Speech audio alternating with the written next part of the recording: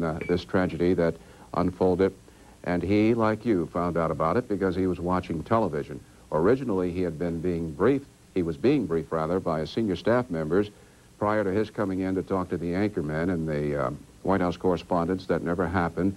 As soon as he was told, he immediately went into a study, and he was shocked, as were you, as were all of us, at what happened. First Lady Nancy Reagan, also shocked. Vice President George Bush, dispatched by the President to Cape Canaveral, Florida, to talk with the families and to be with the loved ones down there. Now we're going to be going to the Oval Office, to the presidential seal, and the President sitting behind his desk in the Oval Office at the White House. Ladies and gentlemen, I'd planned to speak to you tonight to report on the State of the Union. But the events of earlier today have led me to change those plans. Today is a day for mourning and remembering. Nancy and I are pained to the core by the tragedy of the Shuttle Challenger. We know we share this pain with all of the people of our country. This is truly a national loss. 19 years ago, almost to the day, we lost 3 astronauts in a terrible accident on the ground. But we've never lost an astronaut in flight. We've never had a tragedy like this. And perhaps we've forgotten the courage it took for the crew of the shuttle. But they, the Challenger 7, were aware of the dangers, but overcame them and did their jobs brilliantly. We mourn 7 heroes: Michael Smith, Dick Scobee, Judith Resnik, Ronald McNair, Ellison Onizuka, Gregory B.Jarvis, and Christa McAuliffe. We mourn their loss as a nation together. To the families of the 7, we cannot bear, as you do, the full impact of this tragedy. But we feel the loss, and we're thinking about you so very much. Your loved ones were daring and brave, and they had that special grace, that special spirit that says, give me a challenge, and I'll meet it with joy. They had a hunger to explore the universe and discover its truths. They wished to serve, and they did. They served all of us. We've grown used to wonders in this century. It's hard to dazzle us. But for 25 years, the United States space program has been doing just that. We've grown used to the idea of space, and perhaps we forget that we've only just begun. We're still pioneers. They, the members of the Challenger crew, were pioneers. And I want to say something to the school children of America who were watching the live coverage of the shuttle's takeoff. I know it's hard to understand, but sometimes painful things like this happen. It's all part of the process of exploration and discovery. It's all part of taking a chance and expanding man's horizons. The future doesn't belong to the faint-hearted. It belongs to the brave. The Challenger crew was pulling us into the future, and we'll continue to follow them. I've always had great faith in and respect for our space program, and what happened today does nothing to diminish it. We don't hide our space program. We don't keep secrets and cover things up. We do it all up front and in public. That's the way freedom is, and we wouldn't change it for a minute. We'll continue our quest in space. There will be more shuttle flights and more shuttle crews, and yes, more volunteers, more civilians, more teachers in space. Nothing ends here. Our hopes and our journeys continue.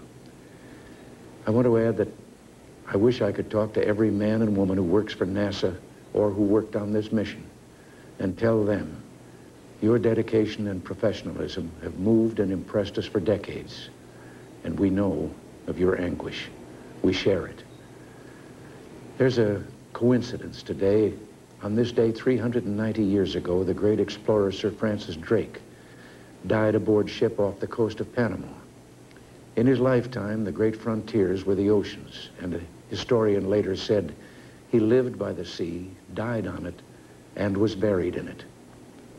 Well, today, we can say of the Challenger crew, their dedication was, like Drake's, complete. The crew of the Space Shuttle Challenger honored us for the manner in which they lived their lives. We will never forget them, nor the last time we saw them this morning, as they prepared for their journey and waved goodbye and slipped the surly bonds of earth to touch the face of God. Thank you.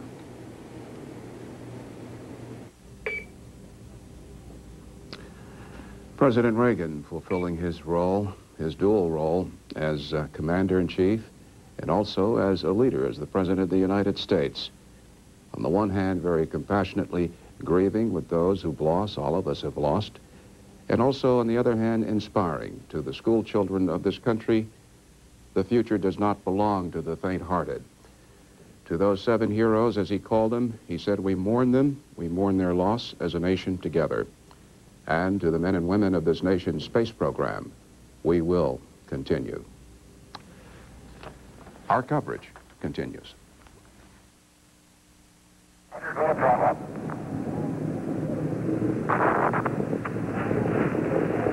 minute, 15 seconds, velocity 2,900 feet per second. A fireball engulfs the Space Shuttle Challenger and its 7-member crew a little more than a minute after takeoff. After 55 consecutive successful launches, disaster strikes America's manned space program.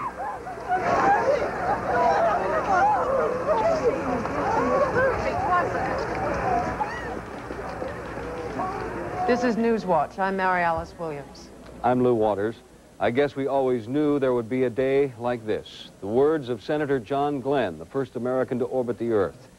He probably spoke for many Americans earlier today when he reacted sadly to this morning's fiery destruction of the Space Shuttle Challenger. For details on what happened roughly 72 seconds after the Challenger lifted off from the Kennedy Space Center, a report now from CNN's Mike Cavanaugh. We have main It had become as routine as the delays. A shuttle on the launch pad. Countdown. Blast off.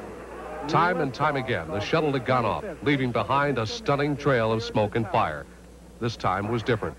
This time, as eyes followed it on its way to the heavens, something went wrong. 3 engines running normally, 3 good fuel cells, 3 good APUs. Velocity 2,257 feet per second. Altitude 4.3 nautical miles. Downrange distance 3 nautical miles.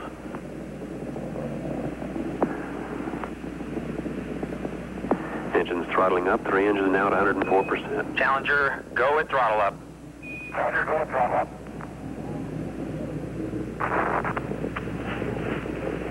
1 minute, 15 seconds. Velocity 2,900 feet per second. Altitude 9 nautical miles. Downrange distance 7 nautical miles. At first, it was thought it was just the booster rocket separating from the craft. But a closer look showed it was indeed the entire space plane that had become a cloud of smoke. Mission Control said debris fell several miles in the Atlantic. Recovery forces sped to the rescue.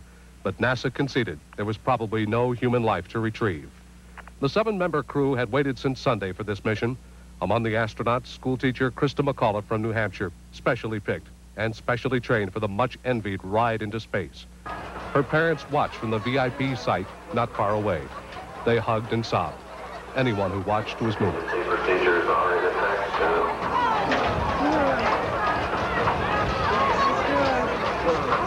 55 manned space missions had made it without an in-flight disaster.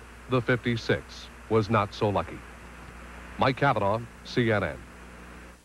In that VIP viewing area, 3.5 miles from the launch site, there was a small army of well-wishers. Christa McAuliffe's sister was among them. T-minus 10, 9, 8, 7, 6. We have main engine start. 4, 3, 2, 1, and liftoff. Liftoff of the 25th Space Shuttle mission, and it has cleared the tower. The proud moment turned into one of stark horror as the giant fireball exploded miles above her. Fuel cells, 3 good APUs. Challenger, go at throttle up. Challenger, go at throttle up.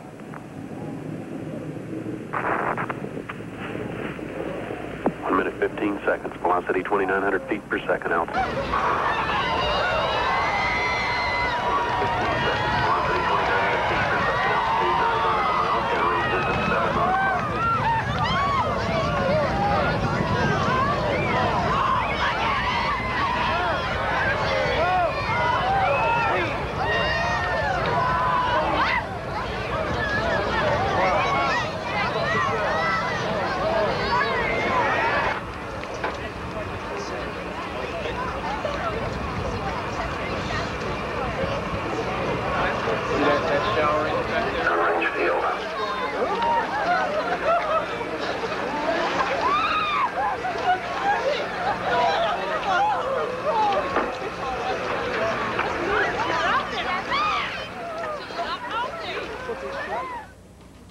At the school where Christa McAuliffe taught, Concord High School in Concord, New Hampshire, students had gathered in the cafeteria and that auditorium to watch the launch.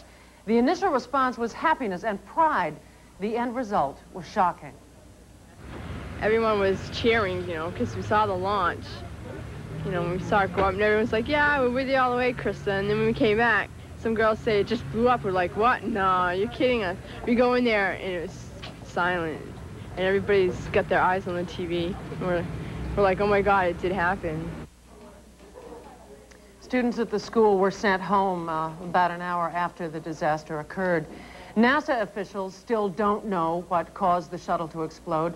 At a news conference late this afternoon, NASA Associate Administrator Jesse Moore said any speculation on a cause is premature.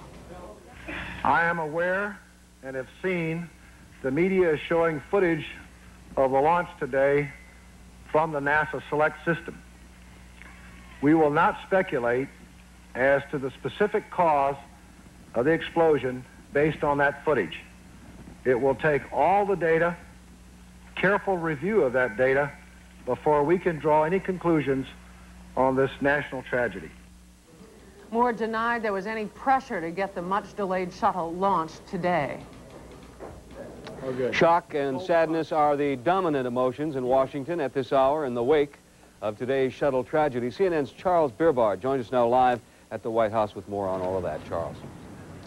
Before the president spoke to the nation, he did take one other action. He has sent Vice President Bush and NASA Director Bill Graham to Cape Canaveral with a dual mission. The mission of Vice President Bush to express the president's personal concern, the mission of Director Graham to find the cause, as the president put it, and then go forward. America's two senator astronauts, John Glenn and Jake Gard, are traveling with the vice president.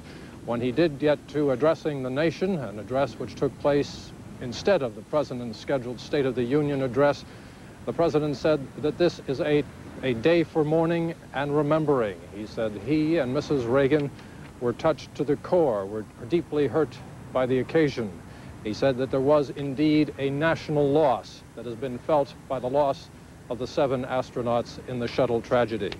The president's remarks taking place, as I say, instead of the State of the Union address, which has been set back to next Tuesday.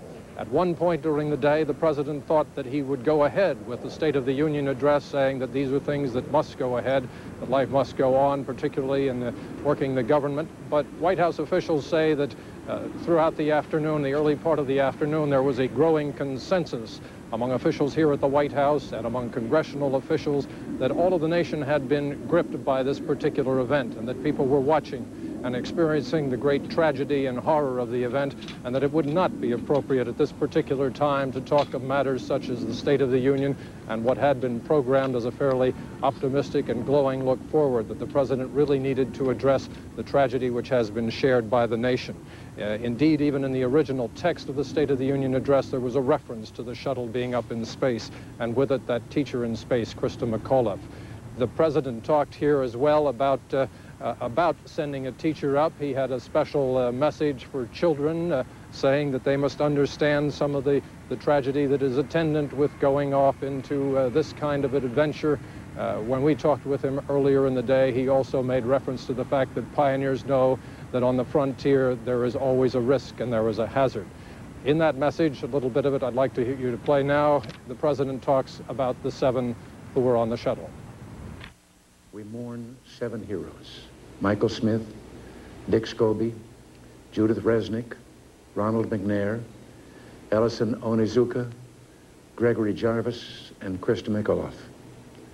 We mourn their loss as a nation together. The families of the 7, we cannot bear, as you do, the full impact of this tragedy. But we feel the loss, and we're thinking about you so very much. Your loved ones were daring and brave, and they had that special grace, that special spirit that says, give me a challenge, and I'll meet it with joy. They had a hunger to explore the universe and discover its truths. They wished to serve, and they did. They served all of us. At one point today, the president was asked if it might have been a mistake sending a private citizen, Christa McAuliffe, the teacher, up into space. He said, no, this is what the space program is all about. It is the last frontier. and the most important one. And in his remarks to the nation, he said, "We'll continue because nothing ends here, and the space program goes on." Lou?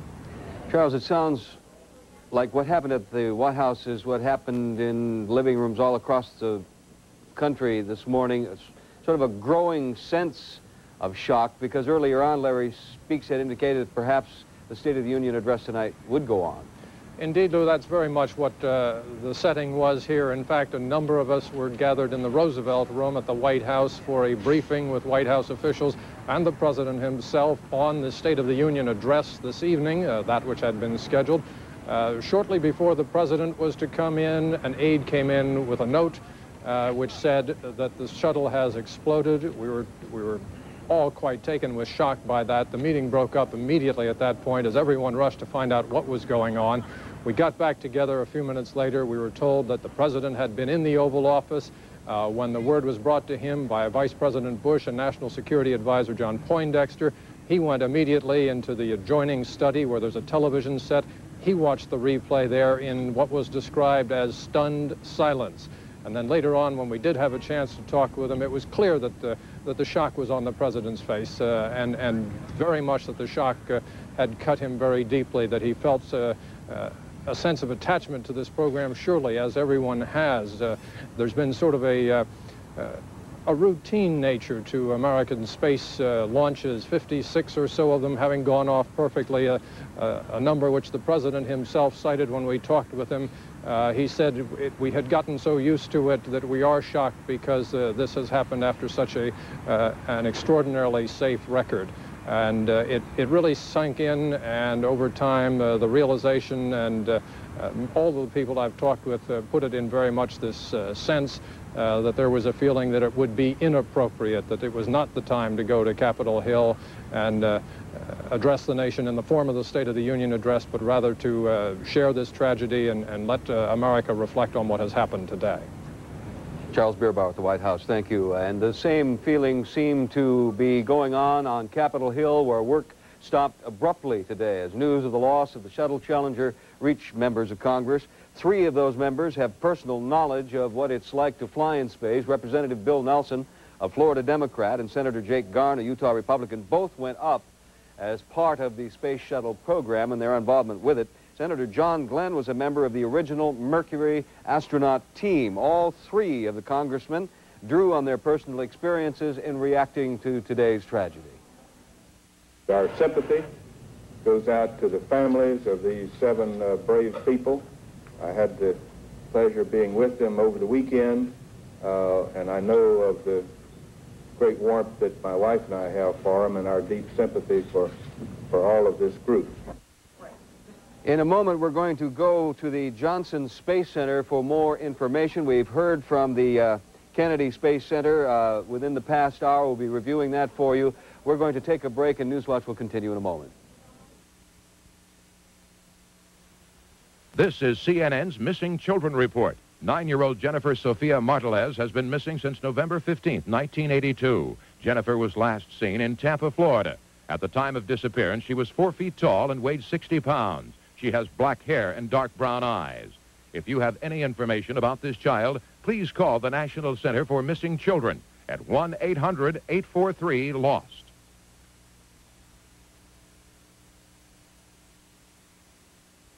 For complete live coverage following the explosion during the launch of the Space Shuttle Challenger, stay with CNN, the world's most important network.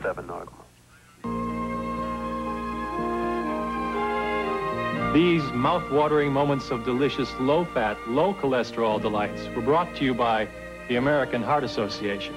Because we believe you'll eat right if you know what's good for you. Give us a call. The American Heart Association. We're fighting for your life.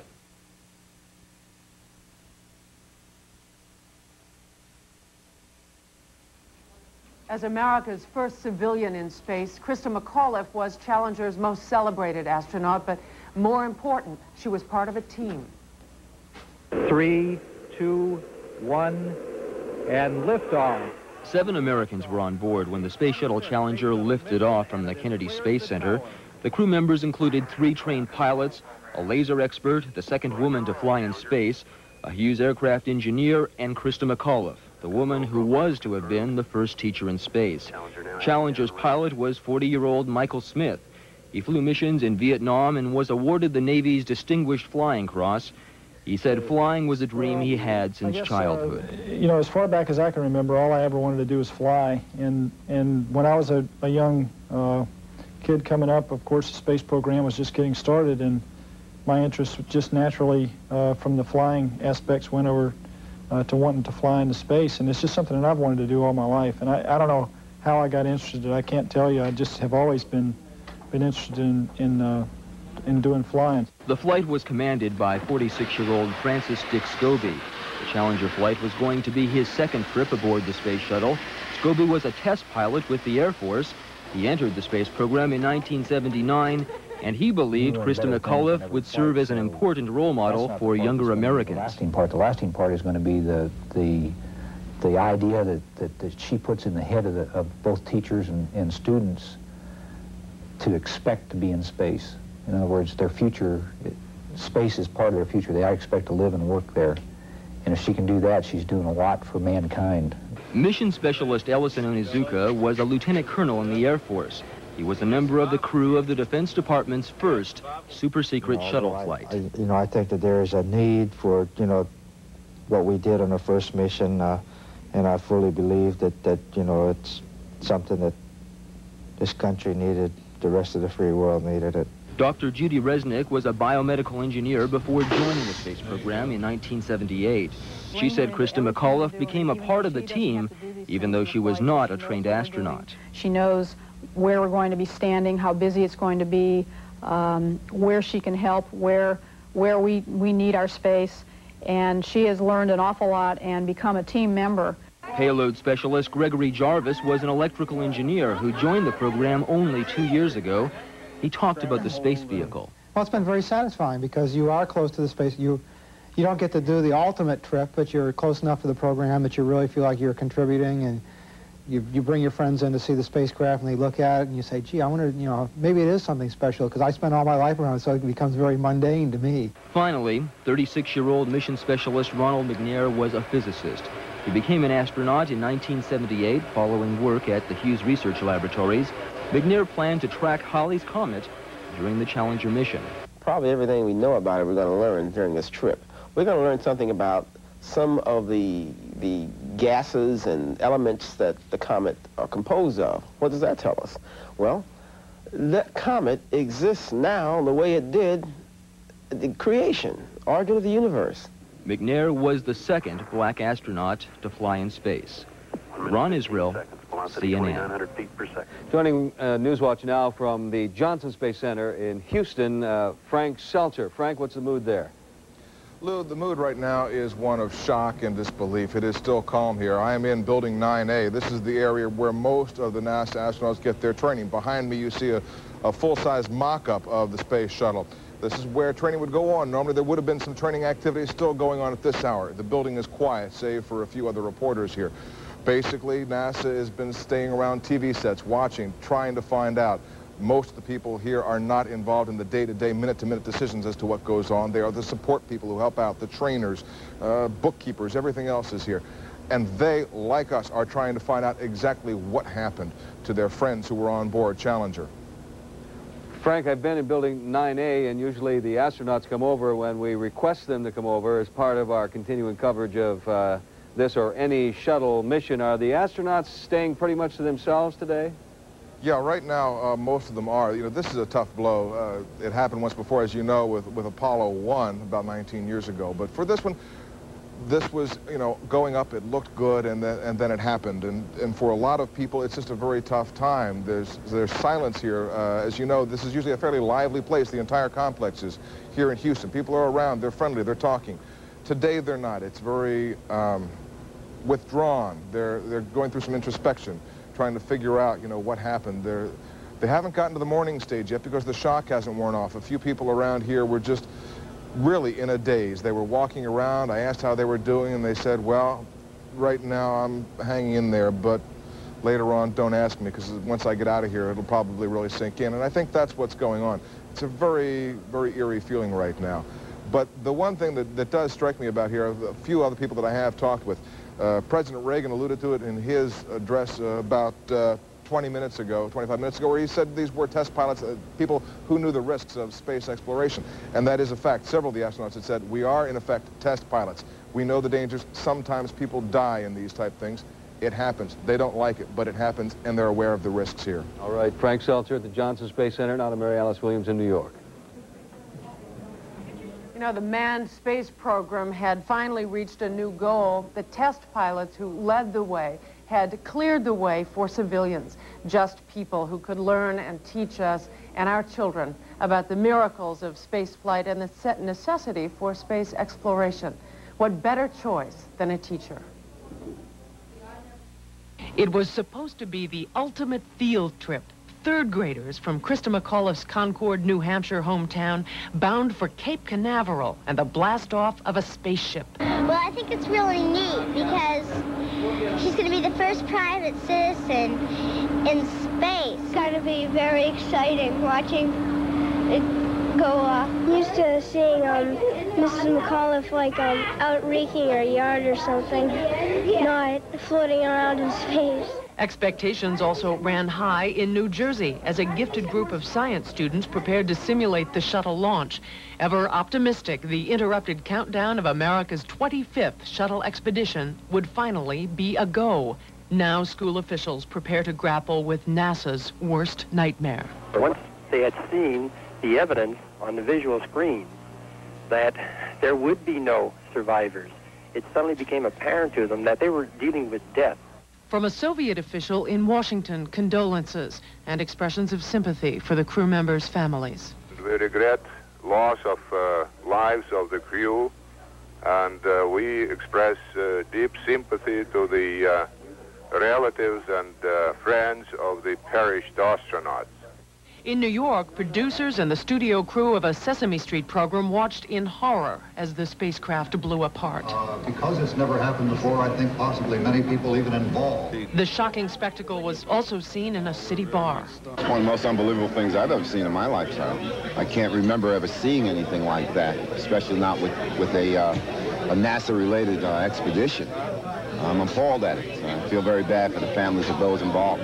In a moment of mourning, one New Yorker paused to put the nation's loss into perspective. It's just a terrible pity, it really is. But again, it shouldn't stop our program because we've got to keep going. It's doing so much for us in other areas. And from Dr. Robert Jastrow, one of NASA's founding fathers, conviction that manned space flights must forge ahead. You've got to have men up there, the brain behind the eyeball, to fix these automated factories that we hope to put into space and make sure the product keeps flowing. It just is necessary to carry through this pioneering effort until it becomes routine. We'll have more of our special edition of Newswatch in just a moment.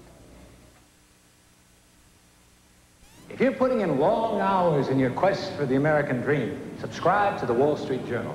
Working late won't be any more fun, but it might be more rewarding. Call 800-527-9700 for this special introductory offer. 13 weeks for just $29.50 with a money-back guarantee. 13 weeks, $29.50. Phone 800-527-9700 now for the Wall Street Journal. Forget that artsy guy with the beard. Let Rex direct your script.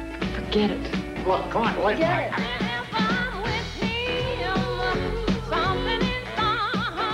We shape today's Mercury Cougar to help it hold the road, no matter which road you choose.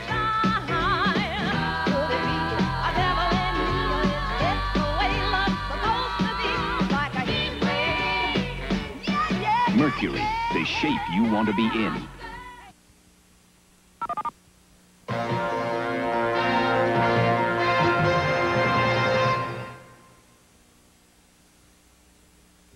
Every morning on CNN, join the fitness guru to the stars. Today I got a real fun stretch for you, which stretches out the whole upper body. And it really Now you feels can good. wake up, stay fit, and feel good with a new body by Jake. And remember, don't quit. Every morning during daybreak on CNN. A nation mourns and questions arise following the explosion aboard the Space Shuttle Challenger. For continuing live coverage, stay with CNN, the world's most important network. Great American movies are coming on the Superstation. Here's what you can look forward to.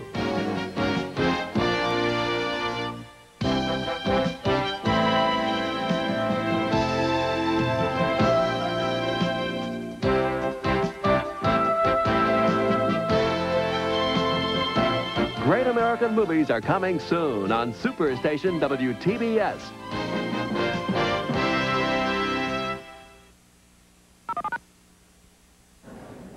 Apparently, according to NASA, no evidence has been found of any survivors of the 7 crew members who rode today's Space Shuttle Challenger, and NASA says it will not speculate on the cause of this tragedy until there has been a full investigation. Less than a minute and a half after blastoff, the Space Shuttle Challenger exploded into a giant fireball that disintegrated in midair, scattering debris into the sea. CNN's Tom McNair has our report. NASA's television pictures showed the explosion of Challenger in excruciating detail, but it did not initially reveal the cause. The explosion came a little more than 1 minute after launch, at a point where one of the shuttle's 2 solid rocket boosters attached to the shuttle.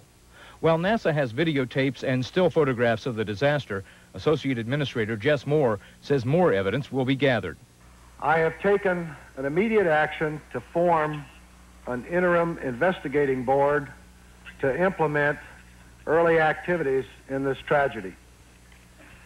Data from all of the shuttle instrumentation, photographs, launch pad systems, hardware, cargo, ground support systems, and even notes made by any member of the launch team and flight ops team are being impounded for study. I am aware and have seen the media is showing footage of the launch today from the NASA Select system. We will not speculate as to the specific cause of the explosion based on that footage. It will take all the data, careful review of that data, before we can draw any conclusions on this national tragedy.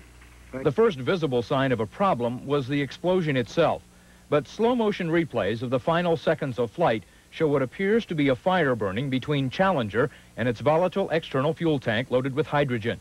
A fuel line from that tank to the shuttle to power its 3 main engines runs along the underside of the space shuttle.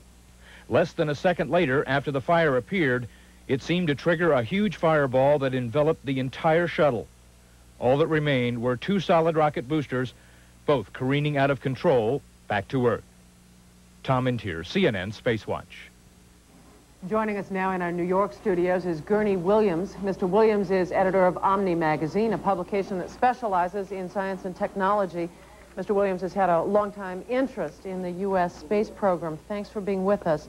Can you tell us what happens to the crew? What happens inside that shuttle in the first few minutes after liftoff? It's not generally known that those are absolutely critical moments right after launch, and in some ways the riskiest of any mission, because the shuttle has to accelerate from 0 up through several times the speed of sound. Maximum stress is put on the vehicle at that time, and NASA has always recognized this as a very potentially dangerous period. And if anything goes wrong in those first few minutes? If anything goes wrong, it's generally recognized in NASA that there are limited options. It is possible to turn around if you have control of your craft and land at Kennedy. It's possible to abort to orbit, as happened with this very craft last summer in August. And yet, if you lose control, there's really very little you can do. Is there a shuttle version of the black box? I know there's not really a black box flight data recorder aboard, but down on the ground, is there any way of looking at the data? Actually, more data flows from a shuttle than from an airplane, or can be obtained from a black box, in that there is telemetry of every single part of the vehicle at all times. You mean everything's wired? Everything's wired, and we can hope that that wiring was in place, in a sense, and that the data came flowing down as they should have, because it's largely on that basis that you'll be able to see what happened. How much of that data would be immediately transmitted to ground control, and how much of it will take weeks or months to assemble? Possibly months to assemble, because you're talking about recorders operating all the time and picking up many millions of pieces of data, and those will have to be sifted through. The other approach to analyzing the tragedy is to look at the pieces and to find all of the pieces you can, and in this sense, you're reconstructing a crash from the debris, as we do with airplane crashes. Mr. Gurney, part of the public persona of the astronaut was characterized by Thomas Wolfe in the right stuff, that sitting on top of the candle, that light the candle macho-ness. Do you think the public perception of astronauts and the space shuttle program will change as of today? I think that the perception had changed. We've had 8 women. Christa McAuliffe was the 9th. These are American women who have gone up, and several Russians. It's no longer the case that the right stuff applies to people who fly in space. It was one of the encouraging things, in fact, that every man was headed for space. It's clear to me that for the short term, that's going to have to change, and we'll go back to the pros. One of the next programs in space, and we do not know now about the future of the space program, was the Journalist in Space program. I don't know if you applied for that program, but would you ride the space shuttle? I certainly would want to know what went wrong with this flight first, and I've talked to many other journalists today who say the same thing. It's ironic that NASA sent out cards within the past 2 or 3 days to all of the journalists who applied, saying your application has been received and is being processed. Let me go back to a specific question on the first few minutes. If the astronauts felt, or the pilot felt, that they were in trouble at any point during those first 72 seconds, was there any way they had of separating themselves from the rocket boosters? The procedure is that you can separate and land, but that, of course, implies that you have some control over the craft. Now, everything we've seen today indicates that this came wholly out of the blue. There was not a fraction of a second of warning, so none of those procedures could be followed. So you don't think that they, in fact, were trying to get separated? I'm almost certain that there was no such attempt, in that within the final second there was a transmission from Challenger saying that they were increasing the speed. They were throttling up. Very quickly, you were sitting with me when the President spoke to the nation about this tragedy.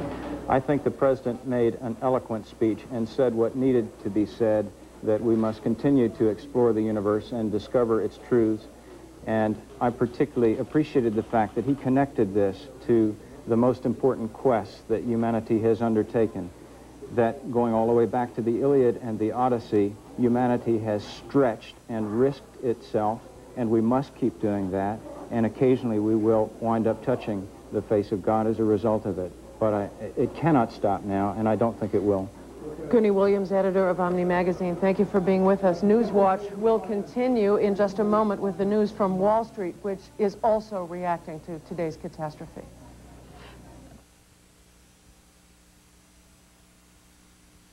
You are so beautiful.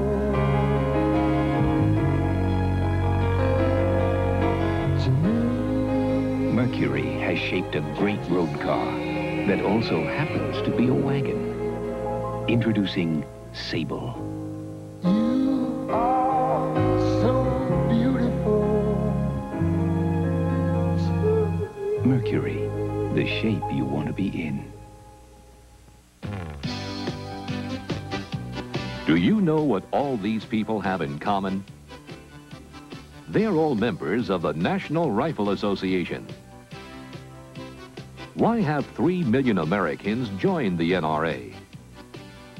For just $15, you receive full membership, which includes $300 gun theft insurance, $10,000 accidental death and dismemberment insurance, $100,000 shooter's liability insurance, and your choice of NRA's official magazines, The American Hunter or The American Rifleman. NRA is easily the shooter's biggest bargain, so why not join now? To join the NRA, simply dial the toll-free number on your screen. Join the NRA today and get an NRA shooter's cap free. To join, call toll-free 1-800-453-6200.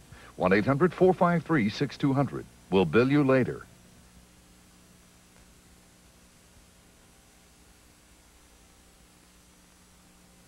Our top story today, the catastrophic explosion of the Space Shuttle Challenger this morning.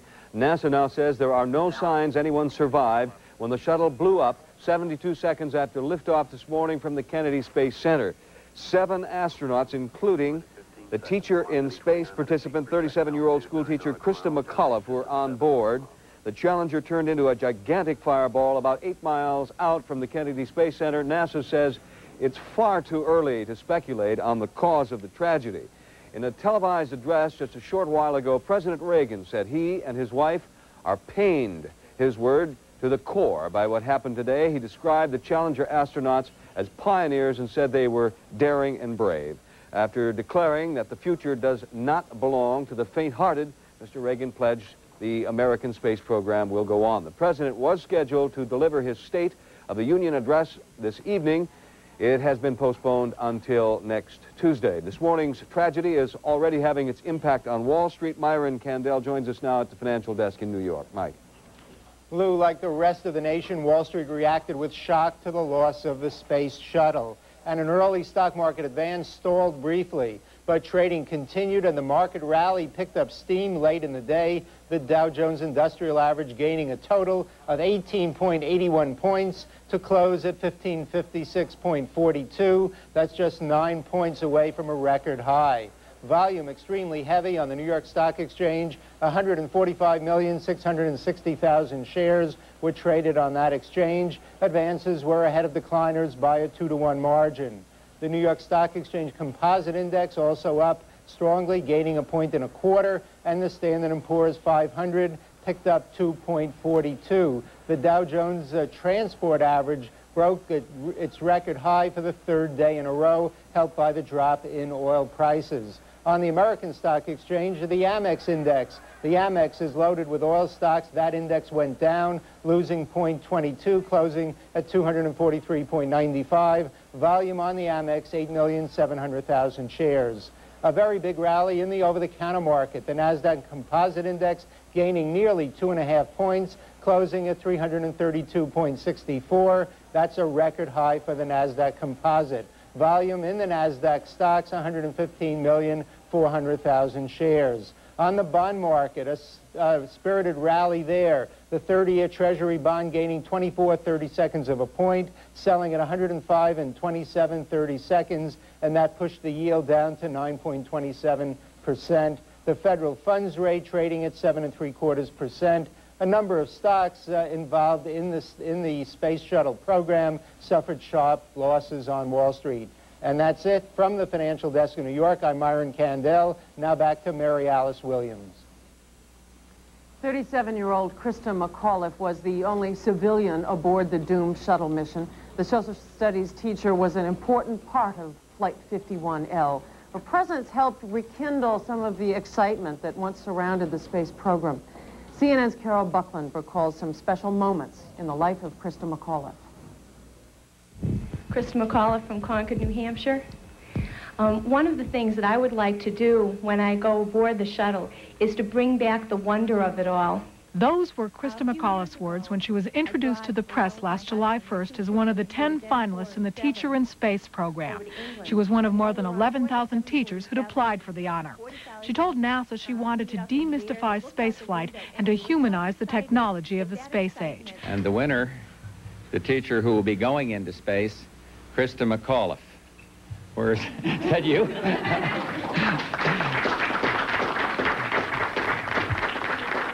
Less than 3 weeks later, this then 36-year-old high school social studies teacher was tapped to become the first average citizen in space. It was an emotional moment. When that shuttle goes, there might be one body. But there's going to be 10 souls that I'm taking with me. Thank you. That's great. Her husband, Steve, and 9-year-old son, Scott, and 6-year-old daughter, Carolyn, received the news with understandable pride. So, Scott, how do you feel about your mother flying in space? I feel real excited about it. So, it seemed, did her whole hometown of Concord, New Hampshire. But beyond the hoopla of being an instant celebrity, McAuliffe was faced with the demands of being an astronaut in training. Despite a few joking complaints about the close quarters on the shuttle, she said it was like putting 6 people in a pup tent. She clearly relished the challenge. She also devoted a great deal of time to what were to have been 2 live televised lessons from space. The first of those, which was to have given school children around the country a glimpse of daily shuttle life, had been billed as the ultimate field trip. In an interview shortly before her tragic death, McAuliffe reflected on what she was doing. She said she hoped to inspire others to reach out and try new and different things. If that message can get back to kids and to anybody, that, you know, to go for it, you know, to go ahead and push for something, maybe that you don't know whether you're going to attain it. I had no idea I was ever going to be chosen, but I felt good because I reached out for that. This morning, after the explosion of the Space Shuttle Challenger, when things were rapidly changing in Washington, the President dispatched Vice President Bush to the Kennedy Space Center.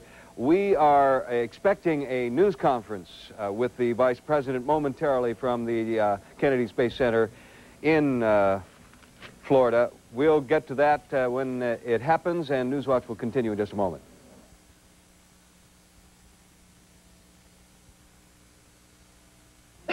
Don't come too close. I have a bad cough and a cold. No one appreciates the way Mom takes care of everyone until Mom gets sick. What do we do now? Mom always takes care of us. That's when the person who doctors the family turns to Robitussin, because more doctors and pharmacists recommend Robitussin than any other cough medicine. Feeling better, Mom? I was. Robitussin, recommended by more doctors, pharmacists, and Dr. Mom. Thought all OJ was the same, never bothered with a name. Then I did a little check, found new Citrus Hill Select, 'cause my day gets going and my juices get flowing. It's that sunshine taste I can't do without. It's that tingle on the lip, it's that dazzle in the sip. Citrus Hill Select gets your juices flowing. What makes Citrus Hills so select? Because from every orange we select, we take the purest, freshest, sweetest tasting part, the heart. That's a taste that's bound to get your juices flowing. Citrus Hill Select gets your juices flowing. Citrus Hill Select gets your juices flowing. How many reasons do you have to watch Moneyline? We just made 400,000 reasons to watch Moneyline. We just mortgaged 75,000 reasons to watch Moneyline. Late this afternoon, the committee voted Moneyline, tonight at 7 on CNN.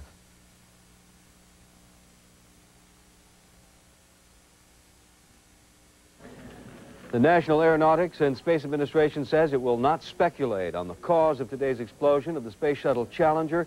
It will wait for a full investigation to be completed. Shuttle Administrator Jess Moore said at a news conference a little more than an hour ago there is no evidence of survivors among the 7 crew members. President Reagan said in a brief televised address the nation never had a tragedy like this. He called the Challenger crew heroes who had a special grace. Joining us now in Washington, John Pike, the Associate Director for Space Policy at the Federation of American Scientists. Oh, I'm sorry, if you could wait just a minute. Mr. Pike, we are picking up George Bush, Vice President at the Kennedy Space Center in Florida.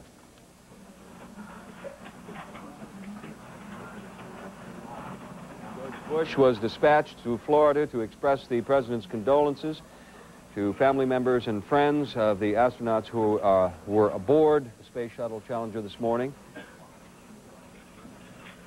Vice President enters the room. He will no doubt have a statement, and then we'll respond to questions. Let's listen in.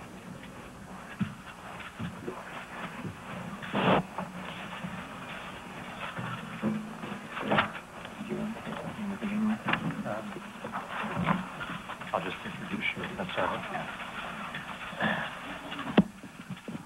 Ladies and gentlemen, I'd like to introduce the Vice President, Mr. Bush.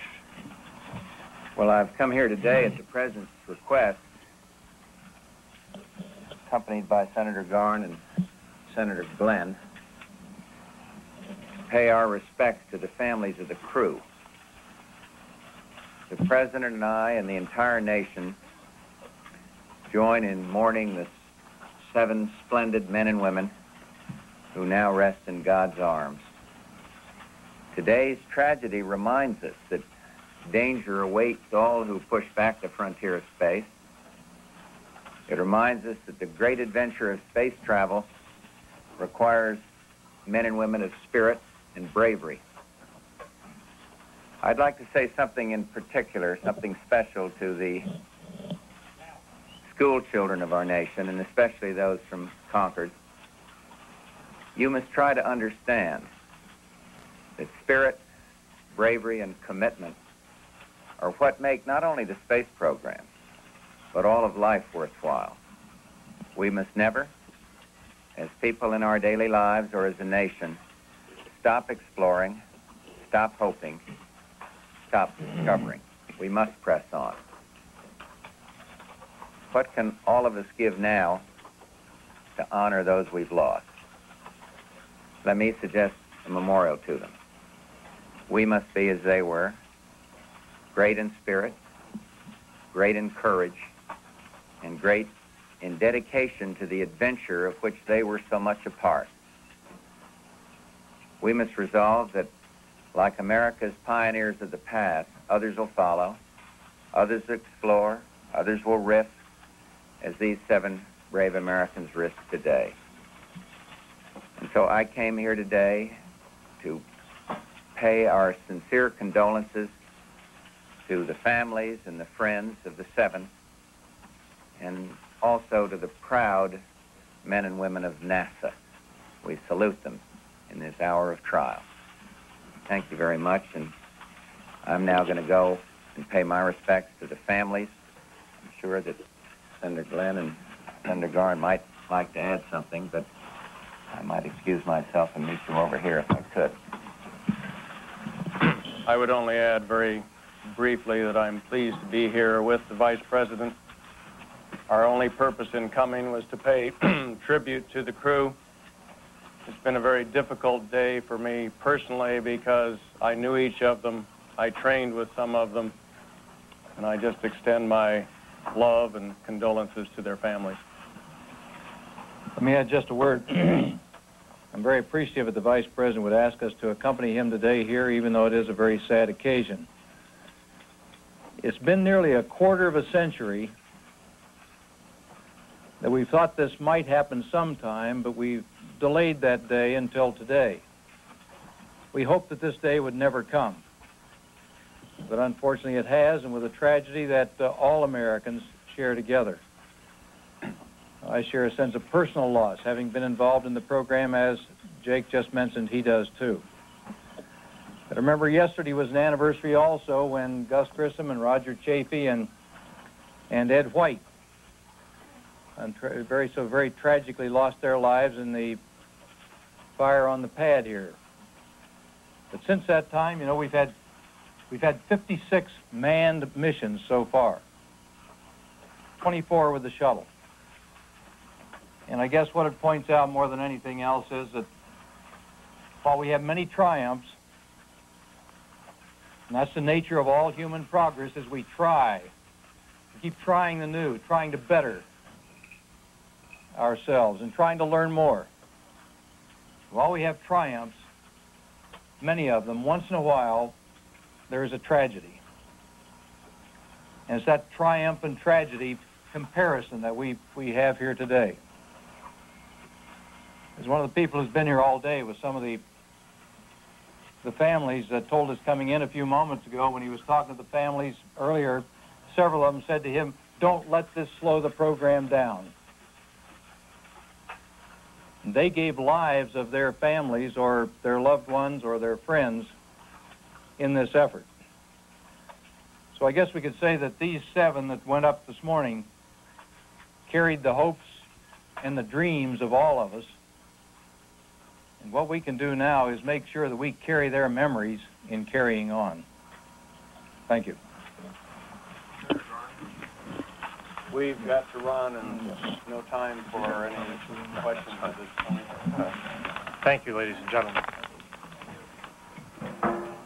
Space Center, we heard from the Vice President of the United States who spoke of the brave men and women, not only of this space shuttle mission, which ended so tragically this morning, but of the brave men and women in the space shuttle program, those who will follow, the pioneers, like the pioneers of the past, who will take us on to greater heights in space. We also heard from Senator Jake Garn, who's one of 3 members of the Congress who have been in space. He expressed his condolences to the family and friends of the 7 who rode the space shuttle this morning, and Senator John Glenn, who was our first man in orbit, spoke about the triumph and tragedy and urged this program go ahead. We interrupted what we were about to begin, an interview with John Pike, who is the Associate Director for Space Policy of the Federation of American Scientists. Throughout the day, we've heard what John Glenn has just said, what the Vice President has said. I was interviewing one of the Georgia finalists in the Teachers in Space program earlier today, and when we got off the air, before she left, she grabbed me by the arm and said, "Say positive things throughout the day." There seems to be a lot of emotion from everyone associated with the space program, or those particularly interested in it, that we not accept this as a major defeat today. What do you have to say about that? Well, I think that Senator Glenn put it very well, that the sense of tragedy and the sense of loss that we feel today, I think reflects the aspirations and the hopes that the space program has meant for the United States. And I think that it's clear that we do need to go ahead in this, and that this tragedy will be a temporary setback for the program, but I think that it's clear that NASA will discover what the problem was, will develop a solution to it, and that the shuttle will be flying again, flying successfully and flying safely. We certainly don't know what caused this morning's tragedy, but there have been certain public perceptions lately, especially in light that this morning's flight was the second of a record scheduled 15 space shuttle flights for 1986, that perhaps we were moving too fast, trying to get too much done too soon. How would you respond to those who say that? Well, the shuttle, by the end of the decade, is going to be flying 24 flights a year. I think that the Space Administration has been cautious and prudent in increasing the number of flights each year. I think that the number of delays that we saw in the last couple of flights indicated NASA's concern for the safety of the shuttle, its crew, and payload. And I think that the Space Administration has done an excellent job of balancing both the requirement of getting these payloads in space and also doing it in a prudent and safe fashion. Well, I mentioned 15 flights scheduled for 1986. There was a lot scheduled to be done. We now know that the program, no doubt, will be on hold indefinitely, at least until the outcome of the current investigation. What impact is that going to have on our space program? Well, clearly, once we have discovered what the problem was and developed a fix for it, there's going to be a great effort to recover the schedule, to get back up to where we would have been. I think you're going to see a lot of people down at the Cape working very long hours, working very hard to recover this.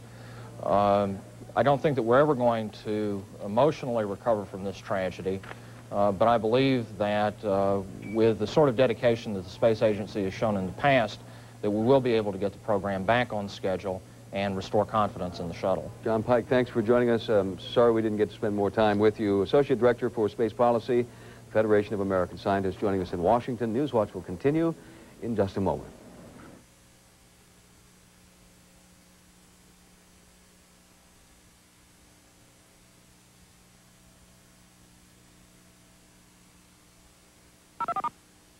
This is CNN, a proud sponsor of the Goodwill Games, Moscow 1986.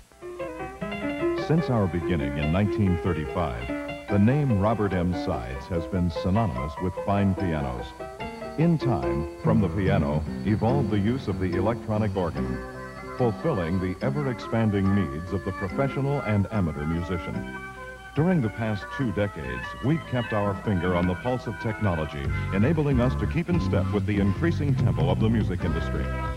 We at Robert M. Sides now offer an all-encompassing array of musical products, ranging from drums, guitars, amps, and accessories to the finest in stereo componentry.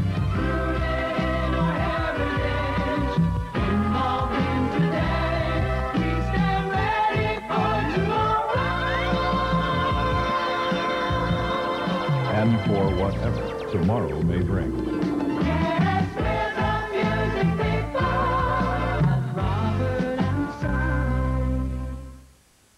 Coca-Cola of Williamsport presents the concert giveaway. They've teamed up with Domino's Pizza, and look what you can win.